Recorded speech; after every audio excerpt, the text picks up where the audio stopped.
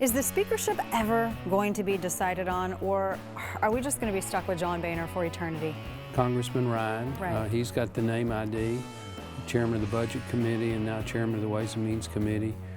I personally don't think he's going to run. Paul Ryan says that if the GOP meets several of his conditions that he has laid out, which you heard us discussing just a little bit earlier, that he'd be willing to run for Speaker. It was pretty clear he's demanding more power, more authority, less contradiction than Boehner's had. And Dana, I cannot go along with that. 3 or 4 days ago, they had endorsed, or before the weekend at least, they had endorsed Daniel Webster. And that takes, according to their set of rules, 80% support to get an endorsement of the Freedom Caucus. Well, they did that. And yet a few days later, they meet again, and now it looks like somewhere around 70% of the Freedom Caucus decided that they're more supportive of Paul Ryan. Correct me if I'm wrong, 2 years ago, wasn't Louis Gohmert and everybody on Twitter and all these folks on the right who were really saying, no, we can't possibly have Paul Ryan be here?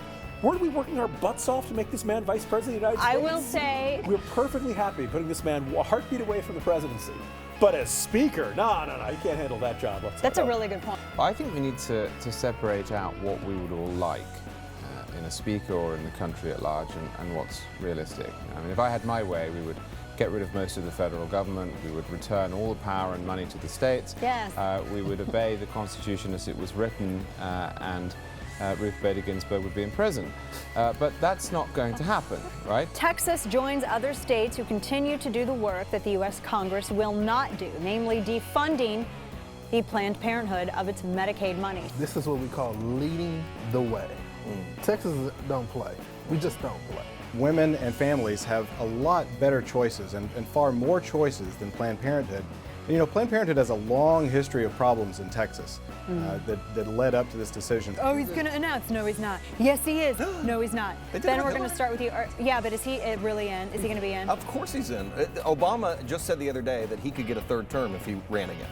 Joe Biden is officially out, and Hillary Clinton continues to be the likeliest Democrat Party nominee. But forget it, the country's ruined anyway at that point. Now, the Benghazi hearings, these continue to unfold. We haven't even really had the latest batch. Hillary Clinton is set to testify on Thursday. Surely you all remember Benghazi, today's D-Day. You know, the story that was reportedly a nothing burger. The idea that this was spontaneous based on this YouTube video is absurd and was disproven, but that's just one of a series of scandals related to Benghazi. This is an outright lie.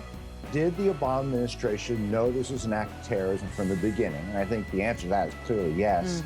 And did it engage in a conspiracy to hide this from the American people to win the 2012 election? And I think the answer to that is clearly yes. That's why this investigation is important. Now, is any of this going to damage her? That's the question. Is any of this going to stick? Does she have the same Teflon material that Bill Clinton does? She failed in her duty to protect Americans in Benghazi.